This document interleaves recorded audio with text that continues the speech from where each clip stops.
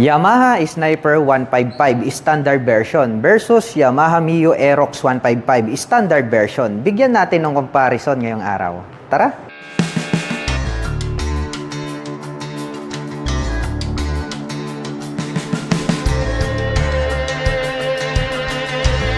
Yamaha Sniper 155 standard version versus Yamaha Mio Aerox 155 standard version. Ito po yung ating bibigyan ng comparison ngayong araw. Unahin po natin ito pong Yamaha Sniper 155. Ito pong kanyang headlight located sa bandang itaas. LED na po yan. Ito po yung kanyang low beam. Connected po ito dito po sa kanyang handlebar. Habang ito naman pong kanyang high beam ay nandirito po siya sa bandang ibaba. LED na rin po yan. At mayroon naman po siya ritong split na daytime running light sa bandang itaas. At located naman po rito sa bandang ibaba, ito pong kanyang bulb type na turn signals. Habang ito naman pong ating Yamaha Mio Aerox 155 na standard version, ang astig nito pong kanyang daytime running light, mahaba po yan, naputol po yan sa gitna. At ito pong kanyang high beam and low beam, para po siyang mata na nanlilisik ng robot. Ang ganda rin po talaga ng pagkakadesenyo nito pong kanyang headlight assembly. At located naman po rito sa bandang ibaba, ito pong kanyang bulb type na turn signals. Pareho lang po sila ng bulb type, no? Pagdating sa kanilang mga turn signals. Pag-usapan naman po natin, ito pong kanilang mga visor. Ito po palang ating Yamaha Mio Aerox 155. Black color po ito pong kanyang little visor. Habang ito naman pong ating Yamaha Sniper 155, cyan color po. Ito pong kanyang little visor. At nagkaroon po siya rito ng V-shape design na naka-intact at medyo matulis, no? Ang forma ng dating nito pong kanyang little visor. Mapunta naman po tayo sa kanilang mga front suspension. Pareho po itong gumagamit ng telescopic fork sa harapan. At ito po pala i-equip with single rotor disc brake with single pot caliper na gold color para po rito sa ating Sniper 155. Habang ito naman pong ating Yamaha Mio Aerox 155 na standard version ay gumagamit din po ito ng single rotor disc brake with single pot caliper na black color. At ito po pala ay naka-cast wheel. Cyan color din po pala, ito pong kanyang cast wheel.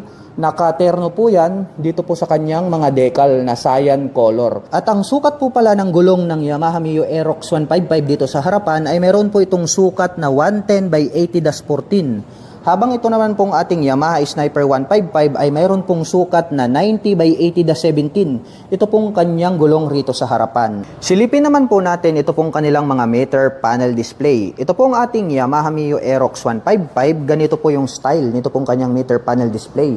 Malaki po ito pong kanyang digital display at located naman po rito sa magkabila, ito pong kanyang mga turn signals. Habang ito naman pong ating Sniper 155, ganito naman po yung pagkakadesenyo nito pong kanyang digital meter panel display. Malapad din po siya at mayroon naman po itong button selector dito sa bandang gitna. Pagdating naman po sa kanilang mga button selector, ito pong ating Sniper, mayroon po itong passing light, high beam and low beam, turn signal selector sa kanyang horn. Habang dito naman po sa kabila, mayroon po itong engine kill switch, hazard button at ang kanyang electric starter. Habang ito naman pong ating Yamaha Mio Aerox 155, mayroon po itong menu button. Meron po siyang high beam and low beam, turn signal selector at ang kanyang horn. Habang dito naman po sa kabila, mayroon po itong hazard button at ang kanyang electric starter. So ang kanila pong pagkakaiba rito sa kabila, mayroon po siyang engine kill switch. Pag-usapan naman po natin ito pong kanilang mga ignition. Ito pong ating Yamaha Mio Aerox 155 ay gumagamit po ito ng mechanical key para sa kanyang ignition with shutter lock key for safety purposes. Included po rito yung kanyang fuel at set opener, kaya more accessible po siya. Habang ito naman pong ating Yamaha Sniper 155, gumagamit din po ito ng mechanical key para sa kanyang ignition with shutter lock key. At ito pong kanyang upuan, manipis po siya at ang ganda rin po nito pong kanyang stitches, and then yung pagkakatahi, makikita natin na matibay. Maganda po ito pong kanyang set cover. Combination po pala ito ng black at gray. Habang ito naman pong ating Yamaha Mio Aerox 155, ang lapad ng kanyang upuan. Ayan o, naka-heart design pa. At talagang malambot, ayan o, bumabaon yung aking kamay. At ang forma nitong kanyang seat cover. At ito pong ating Yamaha Mio Aerox 155 ay mayroon po pala itong 5.5 na fuel tank capacity at mayroon po itong fuel consumption na 45 km per liter. Habang ito naman pong ating Yamaha Sniper 155 ay mayroon po itong 5.4 liters na fuel tank capacity. At the same lang din po sila na mayroong 45 km per liter. At bukod po dyan, ang pagkakaiba po nitong dalawang motorsiklo na ito pong ating Yamaha Mio Aerox 155, ito po ay automatic. Meaning to say, gas in go lang siya. Ito naman pong sa kabila, Yamaha Sniper 155, manual po siya. Para po ito sa mga more on experienced rider dahil nga mayroong shifter ito. Kaya kung hindi kayo marunong gumamit ng clutch, dito po kayo sa Yamaha Mio Aerox 155. At ito pong ating Yamaha Mio Aerox 155, mayroon po itong Fillion board. Malapad po yan, kasyang-kasya yung inyong mga paa. Mayroon naman po siyang rubber cover on top na anti-slip kaya hindi ka dudulas rito. Habang ito naman pong ating Yamaha Sniper 155, ito pong ating pillion step para sa ating rider is alloy po siya, tas nagkaroon po siya ng rubber cover on top. At alloy din po ito pong ating pillion step para sa ating back rider. At dito po sa bandang kabila, nandirito naman po yung kanyang shifter. Ito po pala ay mayroong 6-speed manual transmission at included na rin po rito yung kanyang assist in slipper clutch. Ito po pala ng ating Yamaha Aerox 155 ay meron po itong front pocket. May door dito na pwedeng buksan at pwede po tayong maglagay rito ng gloves. At bukod dyan, meron na rin po siyang integrated na USB charging outlet. So gagamit po kayo rito ng car lighter para po makapag-recharge kayo ng inyong mga mobile phones and gadgets. Habang ito naman pong ating Yamaha Sniper 155 ay wala po siyang available na USB port. Silipin naman po natin ito pong kanilang mga taillight. Ito pong ating Yamaha Mio Aerox, maliit lang po ito pong kanyang taillight para po siyang M-shape design. Pero ang kagandahan po niyan is naka full LED na yan kaya more detailed po yan. And then maliwanag po siya day or night time. At located naman po rito sa bandang ibaba, ito pong kanyang mga bulb type na turn signals. Habang ito naman pong ating Yamaha Sniper 155, naka-LED na rin po pala. Ito pong kanyang taillight para po siyang diamond shape. More visible naman yan day or night time kasi nga LED na siya.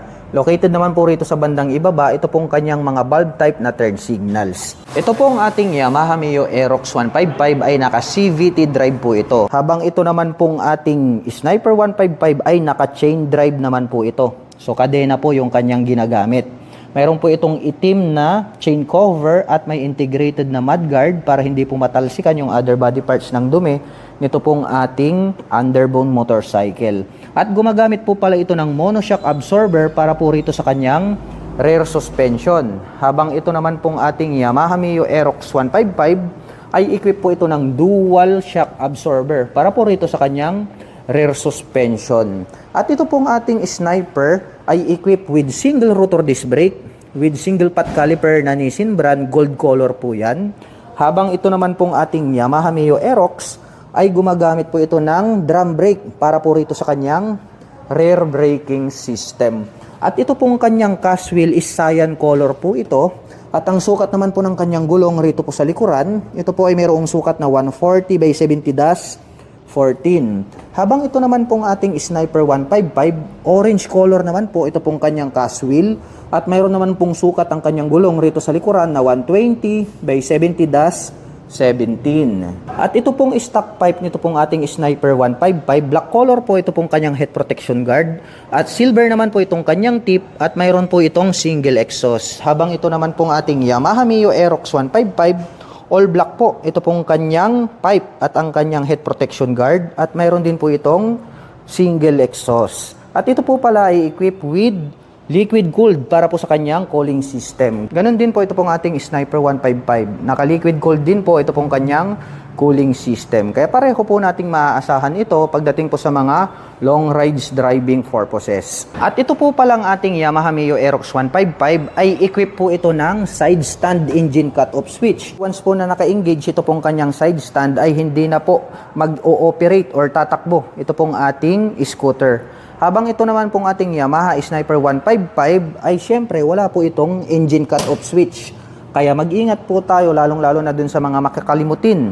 Dahil nga pwedeng magdulot yan ng aberya kapag nakalimutan mong naka-engage yan tas pinatakbo mo. So yun ang advantage nito pong ating scooter dahil nga meron siyang side stand engine cutoff switch. At pag-usapan naman po natin ang kanilang engine specifications. Ang parehong scooter na ito ay meron po itong 155 cubic centimeter engine displacement. Naka single cylinder, single overhead cam, 4-stroke with 4 valve. At ang Sniper 155 ay nakakapag-provide po ito ng maximum power na 13.2 kW at 9,500 RPM. Habang nakakapagbigay naman po ito ng maximum torque na 14.4 Nm at 8,000 RPM. Habang ang Yamaha Mio Aerox 155 ay nakakapag-provide po ito ng maximum power na 11.3 kW at 8,000 RPM. Habang nakakapagbigay naman po ito ng maximum torque na 13.9 Nm at 6,500 RPM. Sukatin naman natin kung gaano nga ba kataas ang mga motor na ito. Ito pong ating Yamaha Sniper 155 ay meron po itong 795mm na seat height. Ganito po yung dating para po sa aking height na 5'6". Saktong-sakto lang po siya, lapat na lapat yung ating paa. Kaya more comfortable po yung aking feeling habang nakasakay ako rito po sa Yamaha Sniper 155. Ang forma din talaga ng kanyang dating.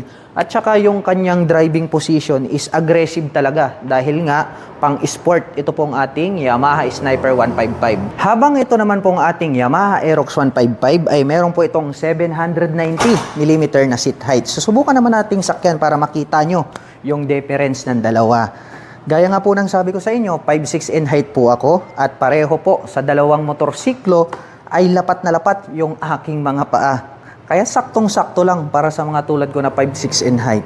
At para naman po dun sa mga magtatanong na hindi naman masyado katangkaran like 5'3" pataas, kayang-kaya nyo pa rin i-maneuver to dahil hindi naman po ganun kataas itong parehong motorsiklo na ito. At pag-usapan naman po natin ang kanilang mga presyo. Ang Yamaha Sniper 155 standard version ay nagkakahalaga po ito ng 125,900 pesos. At kung gusto mo naman pong kumuha ng hulugan ay kailangan mo pong mag-down payment ng 14,800 pesos. At meron po itong 6,165 pesos sa loob po yan ng 3 taon. Habang ito pong ating Yamaha Mio Aerox 155 standard version ay nagkakahalaga po ito ng 123,000 pesos. At kung gusto mo naman pong kumuha ng hulugan ay kailangan mo pong mag-down payment ng 17,800 pesos. At meron naman po itong 5,913 pesos sa loob po yan ng 3 taon.